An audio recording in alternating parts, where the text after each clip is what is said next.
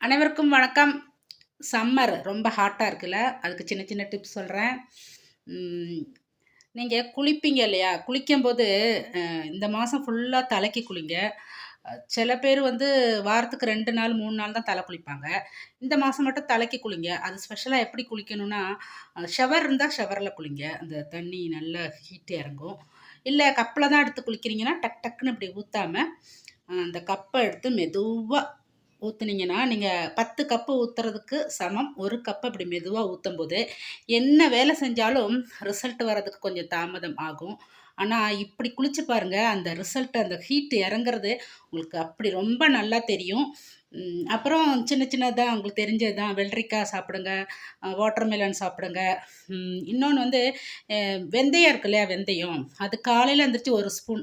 அது தண்ணீலயும் சாப்பிடலாம். இல்லைன்னா நம்ம மோர் கலக்கி அதுலயும் சாப்பிடலாம். அப்படி சாப்பிடும்போது நல்லா அதெல்லாம் காலையில செய்யணும். காலையில செய்யும்போது தான் நம்ம உடம்புல உள்ள ஹீட் எல்லாம் இறங்கும். முக்கியமா குளிக்கும்போது நீங்க காலையில சூரியன் வர்றதுக்கு முன்னாடி குளிச்சிங்கன்னா, கொஞ்சம் கூட எஃபெக்ட் கூடுதலு.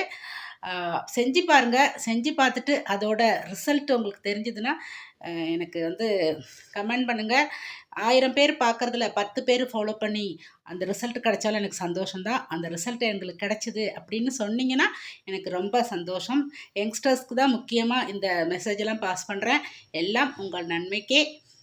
சேனல் பிடிச்சிருந்தா சப்ஸ்கிரைப் பண்ணுங்க, லைக் பண்ணுங்க, ஷேர் பண்ணுங்க. Okay, bye. Thank you.